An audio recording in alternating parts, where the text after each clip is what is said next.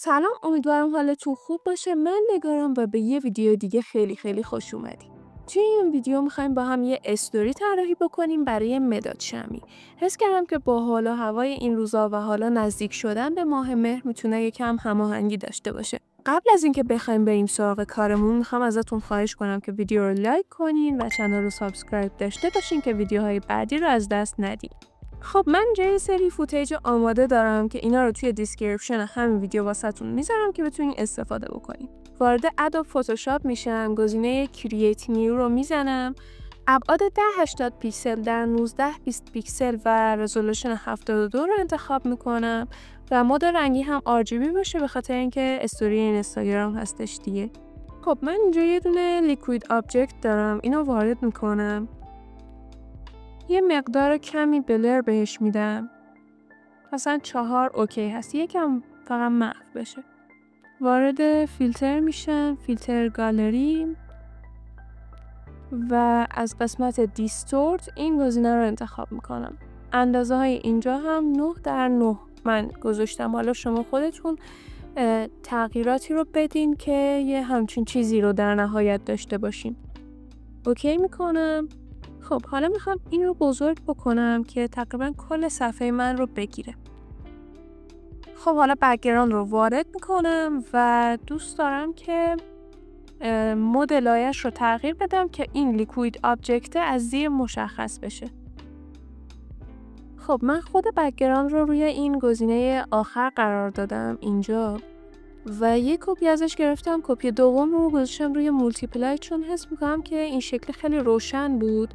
این ورژن حس میکنم یکم چشم رو اذیت میکنه، به همین خاطر یکی دیگه روش اضافه کرد. پارت بعدی که میخوام اد بکنم این بسته بندی مداد شمعی هایی هست که اینجا داریم.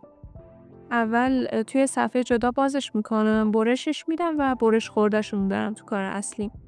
میبینین اینجا یه مقداری مشکل داره و به خاطر اینکه بک‌گراند سفید بوده و اینم یه مقدار سفیده، این نتونسته درست انتخابش بکنه. دستی اینو اصلاح میکنم. خب ببینین چیزی که خیلی واسم مهم بود این بود که این قسمت بسته‌بندی مشخص باشه.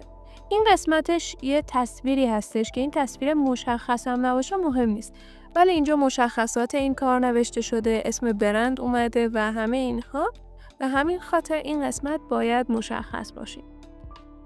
یه سایه زیرش میندازیم که یکم کار رو طبیعی تر نشون بده. از این قسمت FX دراپ شادو رو انتخاب کنم و یه سایه خیلی کوچیک براش اوکی میکنم. خب اوکی، حالا اگه اینجا دقت کنین یه سایه ریزی افتاده. آبجکت بعدی که میخوایم اد بکنیم این مداد شمعی های تکی هست که اینجا داریم. فرمتش این اجازه رو به من نمیده که من واردش بکنم. بازش میکنم توی یک نرم افزاری و با کلید پرینت اسکرین روی کیبوردم ازش اسکرین شات میگیرم، میام اینور کنترل وی میزنم که اسکرین شات من پیست بشه و این قسمت رو میخوام برش بزنم. در همین اندازه کافیه. یه کنترل جی از این میگیریم و مابقی رو دیلیت میکنیم. با تغییر دادن مود رنگی این لایه میخوام این قسمت رو یکم طبیعی تر بکنم. الان فقط میخوام توجهم بذارم روی این قسمت. اینجا رو دوباره اوکی میکنیم. الان این قسمت طبیعی. یه ترانسفورم بهش میدیم و جاشو اوکی میکنیم. حالا ازش یه کنترل جی میگیریم و مود لایه‌اش رو روی نورمال میذاریم. این قسمتی که این خطوط کشیده شدن رو شروع میکنیم به پاک کردن. یه چیزی که الان خیلی داره تو ذوق میزنه اینه که بسته‌بندی من این عکس رو از 2 جای متفاوت گرفتم. بسته‌بندی این آبی کربنیه، ولی بسته‌بندی یعنی این لیبلای دور این اصلا یه آبی دیگه است.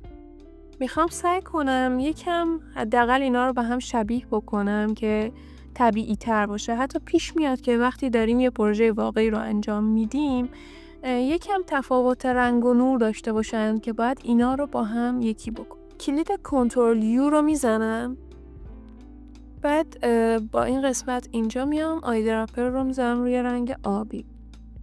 خب میبینین که رو بقیه رنگ ها هم تاثیر گذاشته. من میخوام یا از براش هیستوری استفاده بکنم. اینجا انتخابش میکنم، کلید میانبر وای. بعد میام توی پنل هیستوری. اینجا یه سری مربع خالی کنار هر کدوم از عملیات هایی که من انجام دادم هست. روی هر کدوم بزنم یه دونه براش یا یه دونه آیکون براش هیستوری میاد کنارش. اتفاقی که میفته چیه؟ میاد کار من رو برمیگردونه به مرحله‌ای که انتخابش کردم.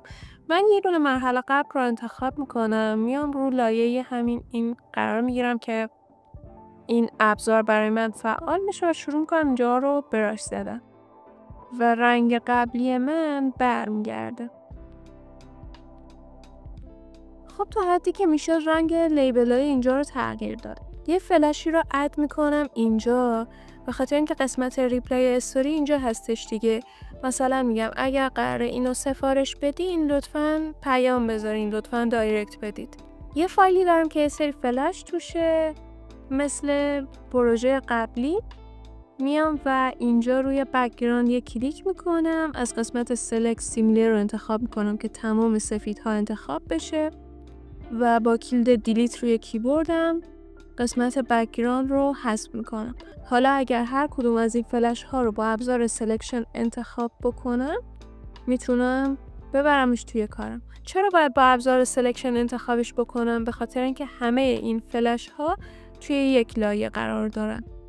رنگش مشکی دوست ندارم کاملا مشکی باشه. میام از اینجا یه کالر اوورلی میندازم روش و یکم رنگش رو روشن‌تر میکنم.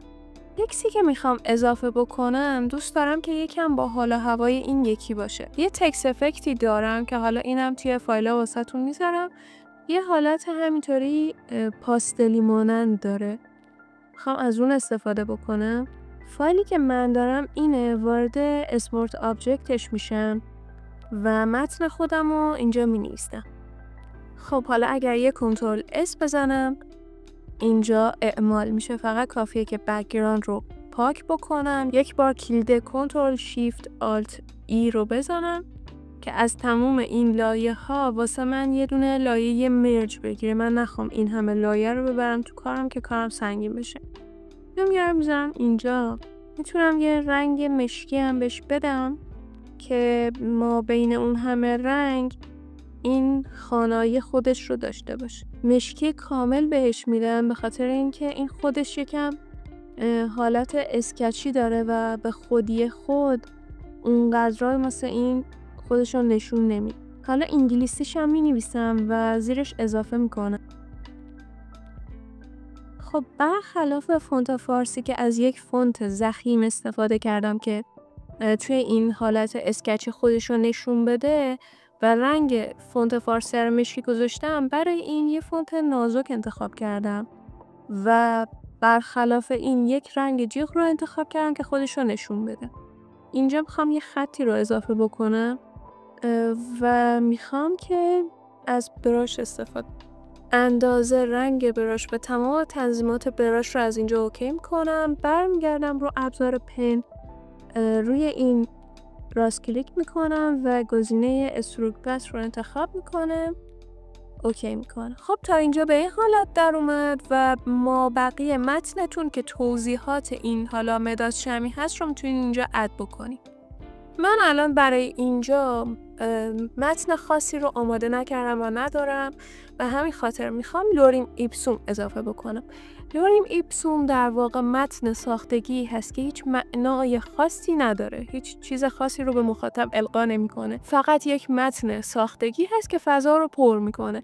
کافیه توی گوگل وارد بشین، لوریم ایپسوم رو سرچ بکنید، اولین سایت که اومد بالا رو انتخاب کنین. اینجا تعیین میکنین که یک کلمه باشه، یک جمله باشه یا یک پاراگراف باشه، فارسی باشه یا انگلیسی باشه و من یه پاراگراف فارسی رو انتخاب میکنم، کپی میکنم، میام اینجا پیستش میکنم. حالا تنظیمات متن رو به دلخواه خودم تغییر میدم. به این حالت و کلیت کار من در نهایت اینه. حس میکنم یکم نوشته ها خیلی ریز شده. از اینجا یک مقداری نوشته ها رو بزرگتر میکنم. این از این آموزش. امیدوارم که لذت کافی رو برده باشید. نظراتتون رو حتما توی کامنت ها واسم بنویسین. ویدیو رو لایک کنین، کانال رو سابسکرایب کنید، بزنگوله نوتیفیکیشن رو هم حتما فعال کنید. ممنونم از همراهیتون. تا ویدیوی بعدی، خدا نگهدار.